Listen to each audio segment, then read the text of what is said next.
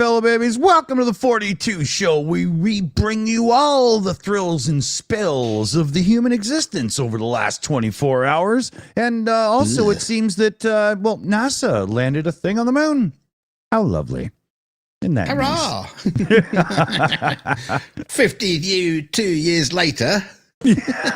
With no humans aboard. But for the observant out there, they will see something right now that it turns out the conspiracist was correct about. Yeah. Yeah. Sorry, flat earthers. You were right all along. Look, they got a map of the earth there. It's too many. It's so sad that so many flat earthers were anti-vax and perished during the pandemic because they didn't get to live to see this achievement. They are proven correct. Yeah. Nice. Oh, no, but enough fake news. Let's get on to something real here. Well, it's sort of real, but also at the same time not, because NASA are seeking 4 volunteers to live on Mars. Or in this case, this is a Mars simulator for a year.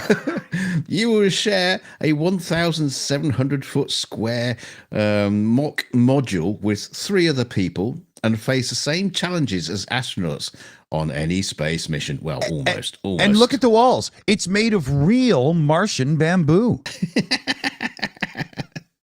Namely, you'll be there to with sparse resources, communications breakdown, and a quick equipment failures. Probably not oxygen. That probably won't fail. The upcoming mission is the second of 3 being conducted by NASA to help them prepare for human travel to Mars. The experiments are called CHAPIA, that was a stupid name, for crew health and performance exploration analog. They are conducting a 3D printed habitat of NASA's Johnson Space Station Center in Houston. Sorry, my mouth is really fouling up today. Take the dildo out of it. Oh. I'm gonna reboot. No, they have done this once before. I remember there was a documentary made. It had Pauly Shore in it, and they all went into a thing and tried to, you know what I'm talking about? Not at all. Well, there is actually another mission. The first mission is currently underway at the Texas facility. They haven't heard from for 6 months, but who cares? They divided into factions and tried to kill each other.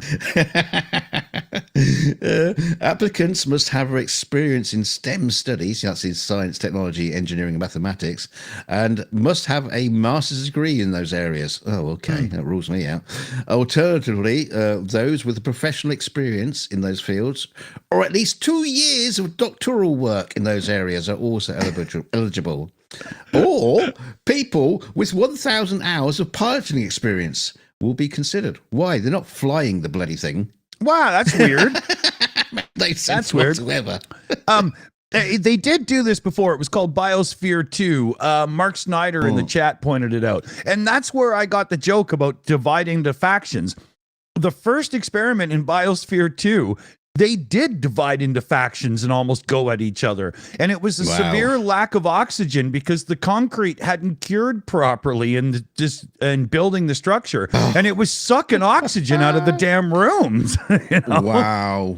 Yeah. Well done, science. So they had to inject oxygen into Biosphere 2, ruining all data. I mean, it's just, not quite, but you know what I mean. Yeah. That might happen on Mars too when they build the all the units out of Martian regolith, because it's iron oxide mostly, isn't it? yeah. That's the thing about building structures on Mars. It's like, it's rusting. Ready? Well, they build out Cybertrucks. But anyway, those interested must be in good health, US citizens or permanent residents, fluent in English, and between the ages of 30 and 55. Applications are open till April the 2nd, so get your applications in now if you want to live with 3 other idiots. Well, speaking of doing things with other idiots, we have another one here for you. I wish I had what's his name? The uncertain truth, uncomfortable truth, vice president of the United States that did anyway, they did a thing on South Park with him, and he was running around with a cape on, going Excelsior, but that's what this thing's going to be called. And what you're looking at is a thing. Each window is going to have like a seat, so you sit in this little bubble dome thingy, and they'll shoot you off to space. $100,000. And I mean, can you imagine? So you're sitting in front of your window, I'm assuming looking in, not out, because you want to interact with the people around you as well. So you can imagine, could you just lean over so I could see out of your window? Well, I was going to ask you that. So everybody's in this thing doing this, you know? They're leaning over. Yeah. But it's going to be a good $100,000 a piece for a ride. And they're talking about how good it's going to be because there'll be a really nice, meal and whatnot. Like, yeah. So, I mean, it's decent. Yeah. It's decently sized. It's a diameter of 16 feet. So basically you're in a really small hot air balloon. Very large windows for panoramic views. They say the largest windows ever launched into space, but is it low Earth orbit or really space? This doesn't quite go into that, I don't think. It's below the Kármán line, so it's never it's not even space. Yeah, it's a 6-hour journey, so you get twice as long as Gilligan and the crew on the boat, right? Plush seating and upscale amenities. It means it's got a bucket in the corner for listening. Oh, they even say they've got a fancy new version of a space toilet, so it's not going to be awkward for people to use or whatever. Yeah. So it's $125,000 for your 6-hour ride. Yeah. It'll rise at roughly 12 miles an hour. So a rocket, it is not, right? I mean, there's 3-wheel reliant Robins in the UK that can, accelerate faster than that. They've already sold, they've sold 1,750 tickets already. Wow. At $125,000. So that means they now have the money to actually build it and not just do 3D renders. And they're expecting like 4,000 seats to be sold by the end of the year, accounting for about 400 million in reservations. I gotta say, if this is truly like been engineered by a group of really smart people that get paid a lot of money and then put together by a group of smart people who get paid a lot of money, $400 million is not that fucking much. Not really, no. No. But it's a cool thing. It's just stupid. You know what I mean? It does look like hung the largest Christmas tree ever known to mankind. A little space bauble. Yeah, exactly. I was put here by Santa. So now this is a very strange thing for a person to do. I think, alcohol abuse is raging wild in this story. Well, this is definitely, alcohol abuse, because a Spanish winery has suffered losses of more than 2.5 million euros after an unidentified intruder emptied 60,000 litres of wine. The wine spilled came from two of the winery's most expensive varieties, Horquejo and Malabrigo. They said the incident took place about 3:30 in the morning local time, and CCTV footage shows a hooded person moving between the tanks and rapidly opening them, causing their contents to spill on the floor. A representative said it's very hard to open the tanks, which include a security mechanism, and without prior knowledge, it's therefore, it could be assumed that the intruder is used to opening these tanks and is familiar with this kind of machinery. He's dressed in the outfit you'd be in if you were the dude working it. To me, it's obviously an inside job here. I mean, he knew where to go and get the clothes, right? Yeah. You see, this person was moving very smoothly, and even though it was dark and there was no light, this person must know the grounds well. But it's too early to speculate on their identity. But the intruder opened 5 tanks, although only 3 were filled with wine. The bottles of wine retail between £80 and £35 a bowl. Now, I can tell you who it was. It was me. Now I can tell you. I can tell you why. You would never have unloaded a vat of wine without a box to catch it in. I tell you why. I broke my own rules, because normally for me, white wine is going to be Australian, South African, or a Californian. That's my rules. And I bought some Spanish wine, a Chardonnay, and it's like fucking vinegar. Best place for that wine is on the factory floor. I guarantee it. Just chuck it, spill it, get rid of it, never again. Honey, do we have any lettuce? I want to get drunk. We have a notification of a direct donation in from George. I don't know if I'm doxing anybody, because it doesn't say what service it came from, so I don't want to fuck anybody's shit up here. Hold on. There's lots of people called George. It's all right. Yeah, and I can't tag anybody, so I'm not going any further. But big thanks there, dude. Thank you very much. Thank you very, very much. And I think I'm done with the interruption there. Yep. Oh, we also had a Niles G on the member shout out too. So awesome. Thank you. So yeah, don't alcohol abuse is bad. Okay. Mm-hmm. just tricky. Yeah. Human. Yeah. Now, we've been picking on Apple a little bit because of that whole thing with the EU trying to open the platform up with not just a curated app store only from Apple. And their message was, but that would be really bad for security. Well, the first ever iOS Trojan has now been discovered. This is iOS for your iPhone, and it's stealing facial recognition data so it can break into bank accounts. Now, if you know Apple and their login system and whatnot, I can use the face recognition on my iPhone, not just for unlocking the phone, but for my bank, for my payment methods, for PayPal, and all kinds of other things let you use that. So this is more widespread than even that. But it's an Android app that was recoded so it would also work on Apple systems as well. It's not the easiest thing. Like, you don't have to, panic right now that you're about to get it, but because it was really targeted to Vietnam and Taiwan. And of course, who's behind it but Chinese hackers? And they all look alike. So, well,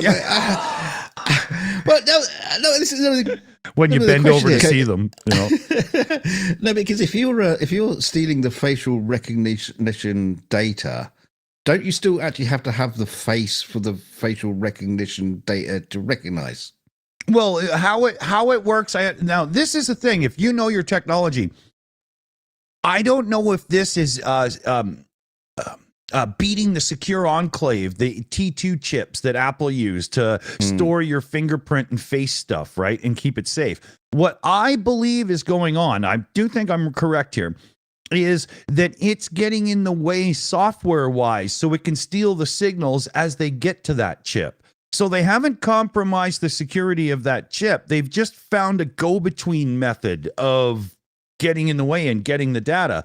And when they do this, they're able to fool FaceTime or the face recognition to think that the right person has looked at the phone. It does work. Oh, yeah. Okay. Because they're able to send the data into the chip and go, yep, good. Yeah. Very scary stuff. So it's just another reason why, the arguments of security through obscurity and, but we're curating the store to make it safe is bullshit. And here's a tie-on article just to pick on somebody else. Hackers have abused Google's Cloud Run, one of their services, to run massive banking Trojan campaigns. And it could be that this is the back end that's used in that app. But Google's own cloud services that can be sold to companies has been used to run this Trojan campaign going on to steal your bank information out of Android phones. And Android is Google. Google makes Android. So what a nightmare circle that is. And yet they parade on about how, oh, you're better to stay in the Google Play Store for security. You can't even secure your own corporate services. You know, what the hell? These guys got to shut the up and, you know, just start admitting that this whole idea of cloud computing, there's no guarantee of security and there's every guarantee of a lack thereof. Absolutely. Just garbage. But, you know, maybe you want to have fun in life instead. So grease up like a piggy.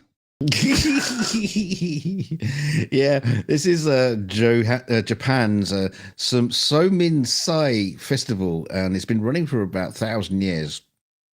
But the local population is getting too old to fight in the nude, and not enough young men are signing up. Oh, not enough young men greeting up and wrestling with me. Ooh. On Saturday, the festival held its last event ever because there aren't enough young men willing to get naked and jump into the fight.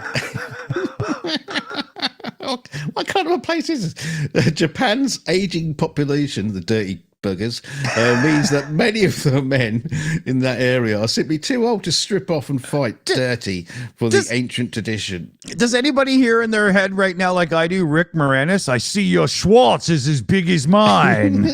Oh, I can feel it on my back. Get it off. See, it's what happens here. It's in a fight for a talisman that will protect you from disasters. The challenge takes place on the 7th day of the Lunar New Year and is a popular attraction for locals and tourists alike who hope for a prosperous new year. And around 3,000 visitors watch the blokes fight in the nude each year. The dirty bastards. The men wear just a traditional cloth. Get off. The men wear just a traditional cloth to cover up their genitals and a pair of socks on their feet or inside the pack. I don't know. There's stuff down there. It's a lot of buffering in this article, I'm telling you. So they do this while fighting for the good luck talisman. Then they plunge themselves into freezing local river ahead of the scramble for one of the number of wooden amulets in a bag, which are all blessed by a priest. Oh, fuck! So you get into a royal rumble where everything's flopping around and you know really susceptible to damage, and then you jump damaged bits into a super cold bit of water to make sure that they're just useless forever. Well, after you've been, fumbled around by 1,000 naked men, you probably need to cool off in the river a bit. Yeah. Hey, John, that's not your phone, dude. Let go. What do I do with this erection? Oh, jump in the river quick. Yeah, exactly. Anyway, the Naked Man Festival, as it's also known, says there's a shortage of naked successors, and the ancient tradition is set to die and will not go ahead next year. The decision is due to the aging individuals. Yeah. Like I said, the 2024 winner of the Naked Man Festival was Kikuchi Toshiyaki, 49, a local resident. I think that's Toshiyaki, but yeah. Yes, he's the last. He's the last of the last, the best of the best. I mean, to me, it just looks like a Rammstein concert to me. I don't know. Yeah, not for me though. But now the thing is, there are other ones. In Russia, there's a ski event where women ride the slopes in bikinis. See, Russians aren't all bad. I was the good-looking Russians, not the. No, yeah, I won't say that. Well, yeah, move on. Next story. Yeah. Well, here, I can play off of that. So hold on, let me find it. Yeah, this girl here is Russian American. She works at a spa and she's an amateur ballerina. And she was arrested while going home to Russia to visit her 90-year-old grandmother. She was arrested for treason on suspicions of supporting the Ukraine army financially. Yeah, she works at a spa in LA. You know, she has dual citizenship, though. Yeah, that's the problem. Yeah. So, yeah, and she figured, well, it's okay. You know, I'm Russian. I'm just going to go home, visit my dying grandmother and whatnot. And as soon as she landed, they arrested her. And it's treason, right? You know, so, yeah, I mean, there is a real bad warrior right there. Look at that. That's somebody who's got to be locked up on the spot. Yeah, and she was like, yeah, it's fine. I'm good. I'm going to Russia. It's no big deal. They had to use they did release her upon hitting Russian soil. And they kept her phone, so she had to use her grandmother's phone to communicate, and then she went out of touch on the 27th of January, and now it's confirmed that she's under arrest. And she works at the Beverly Hills Hotel for a few years and is an amateur ballet dancer as well. So, you know, well done, Russia. You're really protecting people. That's a scary person right there. You fucking idiots. And do you know what she donated? Apparently, it was about $51. Oh my God! See, we've raised a lot more than that for the Ukrainian military. So, you know, well, there's no chance of you visiting Russia. Yeah, that's true. That's true. Yeah, unless I was gonna, like, you know, wear a vest covered in grenades. Like, you know, I got cancer, 2 weeks to live. Fuck, I'm taking you pricks out. Come on, let's go. You know, I would. Crazy. You know, why not? But yeah, you know, I guess the shit's really hitting the fan there. But here it's this is fucked up.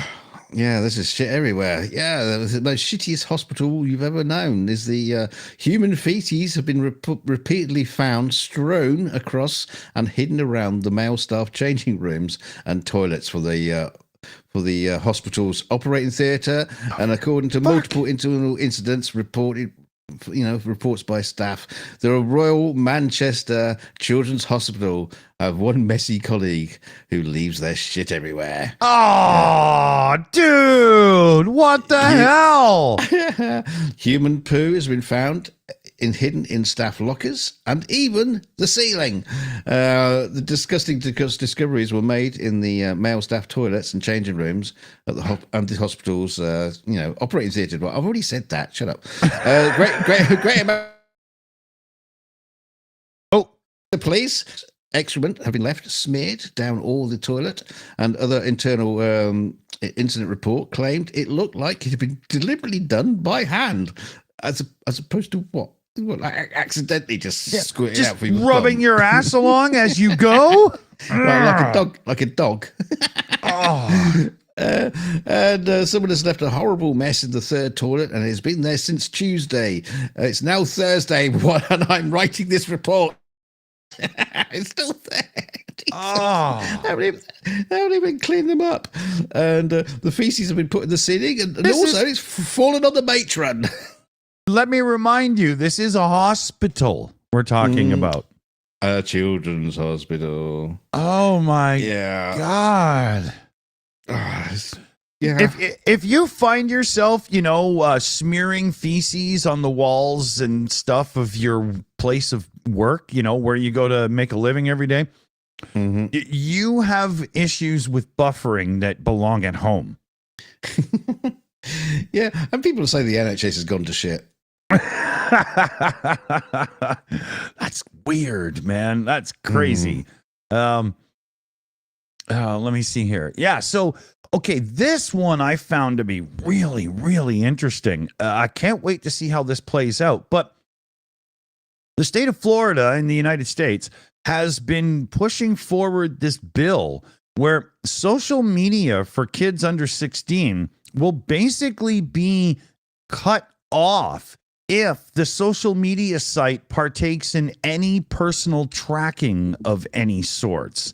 So Imagine everybody under the age of 16 not being able to access TikTok, Instagram, and so on and whatnot. This could be a really big game changer, not just because you can't get young people on the social medias. You can. The thing is where this is really going to strike an argument in big business is it enough to track the hell out of people and you sell that information to give them a free service? Or should that practice start being abandoned some in favor of, okay, yeah, it's $2 a month? Right? Because when it comes down to it, when you've got like a Facebook or so on, and they're making huge money on ads to us and the only reason those ads are effective is because they're tracking us and stuff. If they were made to take that away, how much do we have to pay a month for those services? Right? It could be a game changer for the internet because most people see it as a way of just getting free. But meanwhile, it's not really free because they're just destroying our privacy and stuff. This could really, if this was California, not Florida, it would have more of an effect, but this could be a big deal. It's funny though, because I honestly don't think people care. I mean, most don't, to be honest. This is true. You have the governments who are like monitoring this and saying, no, this should not be allowed. But at the same time, I remember like a few years back when Facebook was like threatening to turn it into a paid site, and everybody was just going, no, not having that. I'm going. Oh, you're going to charge me for it? I'm going. Yeah. And no concerns about tracking whatsoever back then. Yeah. If you ask them the same question now, I wouldn't be at all surprised if they still said the same thing. We don't care. We're not paying for it. That's right. Or we'll just go. And then they'll just move to another platform, which hasn't been regulated and is doing all the tracking, and they'll use that instead. Right. Yeah. But any platform that isn't regulated, if it becomes popular enough, will become regulated because it's popular enough. The only time it's going to be, I can be an anti-vax asshole on this site freely without getting in trouble is when they're desperate for people. Once you're YouTube, you don't need that anymore, right? So, interesting. I'm interested to see how this is going to play out for sure. For sure. So, again, you've got things falling from above. Yes. Well, I mean, I'll come back to this in a second, but we told you so. We told you so. Yeah. A mysterious fireball was spotted blazing through the sky, left witnesses in shock as they scrambled to film it. The people of Munster caught sight of a huge ball of flames in the sky and initially believed it was a meteor coming down to Earth, but turned to Zitter for more answers where the fireball had come from. Someone near Rock Chapel village in North Cork, that's in Ireland, suggested it looked like a shooting star. That then exploded. Others said the thing in the sky was green, which happens a lot with space rubbish because metals like nickel, copper, and boron really get hot and glow green. And everyone was guessing what it was, but eventually they came to the conclusion after watching the Shills, because we reported this last time on Tuesday. Was it Tuesday? Yeah. Thursday. I can't remember, but we reported this. We told you all about it. It's going to happen, and so they must have watched us. So they realised it was the European Space Agency (ESA) satellite that had come back into orbit. Yeah. Yeah. See, just listen to us. They'd have known. The website has a video, but because I'm not where the website comes from, I can't get the video to play. So this happens to us now and then. And in the very near future, maybe tomorrow, I'll just bite the bullet and do it. I'll get a VPN so we can get around that crap, get you the better thing, right? It's starting to piss me off. But this is what happens. A video of a sparkly light. This is what happens when you overcook meatballs in an Italian's home and the wife gets a hold of them and flings them out the window with a pan. We told you. You're not supposed to use cayenne.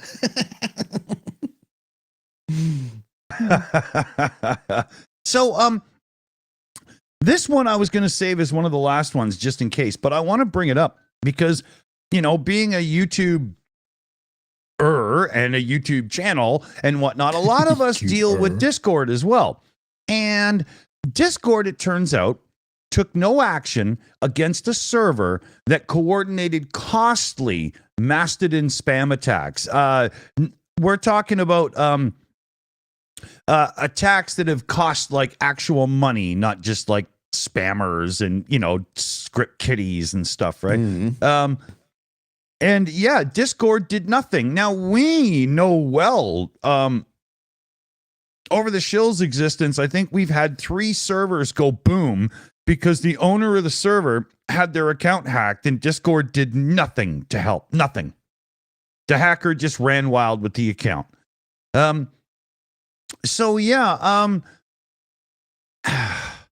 now to hear that Discord is being used as a platform to organize against other things and stuff, there becomes this argument. I've been building this idea in my head for the last little while because of the things we cover, but there becomes this argument where is there something to be said about agencies like the FTC and so on starting to jump in with general rules that you have to abide by if you want to be a social media network and facilitate communication between people? They are the Federal Communication Commission, FCC. Isn't that what it is? So doesn't it stand to reason that just because it's a new platform, the internet, it's communication? Don't the rules apply?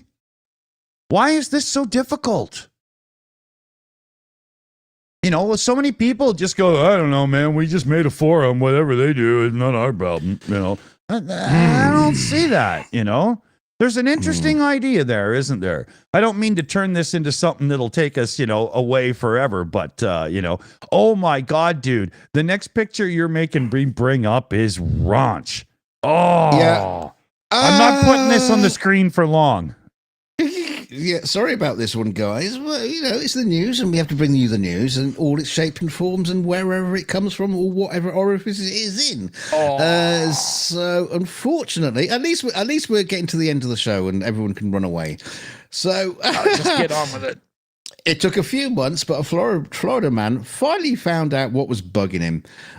Jacksonville doctors removed 150 live bugs in its larval stage from the nose and sinuses of a cancer survivor earlier this month. The unidentified man, it's the man over there with the bugs falling out of his nose. The unidentified man had been feeling a little bit off since October, and it wasn't until his face and lips swelled on February the 9th that he sought help. Dr. David Carlson told that he examined the man's nose with a camera, only to discover dozens of bugs feeding on the inside of the nose and sinus cavity and shedding tissue and excrement. They also do that in hospitals as well. God damn it. And this is what spurred the man's inflammation. Size-wise, there's variations, but the larger ones were as big as the end of my pinky, Carlson said. I'm sorry, sir, but you're an anthill. There were certain larvae inside the nose that were scurrying around and looking for places to feed, and others that are buried into the tissue. Carlson said his team tried to remove the bugs with a suction, but when that got clogged, they used different instruments to pluck them out. So First Coast News shared graphic footage from the operating room, which Dick is not going to show. No, I'm not. That shows the gruesome bugs crawling around inside the man's face, and their stomach. It's like a lesson why you don't go out and eat Klingon for supper, for God's sake. Yeah, I like my cock up my nose. So raunchy. Oh, yeah, you're not supposed to snort it. Yeah. Yeah. See, they were saying that they were right up against his skull base, right under the brain. And if it had gone through that, it could have killed him. Okay. Okay. I can't even handle this description anymore. Let me finish the story. Let me finish the No, story. no. You edit as you crawlies- read. You just all right, or no. I'm nearly done. The creepy crawlies were sent to an epidemiologist. I can't even say epidemiologist for identification. I'll probably named them all. How do you name 150 bugs? Sleepy, sneezy, not sneezy, snotty, crunchy. But the man chocolate hypothesized covered. that the parasites staged their invasion after he handled dead fish. Before, I used to rinse my hands in the river. Now I'll use cleaner water and do a better job and not touch my nose or my hand. Yeah. Okay. Let's have a palate cleanser, dude. Do your article on Lola Bunny, for God's sakes. Okay, we got to have a better image to leave this on. Okay. Quick back to the Ruskies. Are you looking for Ukrainian hot women, or so are the Russians? Because an adult star from Ukraine has topped Russia's most wanted list after she posed topless in front of the country's most iconic landmarks. Lolita Bogdanova, who was 24, known as Lola Bunny to fans, originally from Makivka in eastern Ukraine, apologized for offending religious believers and claimed that the shots were taken 10 years earlier. And she'd also didn't upload the images herself. Somebody else did it. But despite signing an agreement at the time stopping her from leaving Russia while a full investigation was launched, Bogdanova was not taken into custody and now appears to be abroad. Her Instagram page suggests she may be living it up in the US. She looks a lot like the girl that Starsky sent a photo to me of. No, I'm just kidding.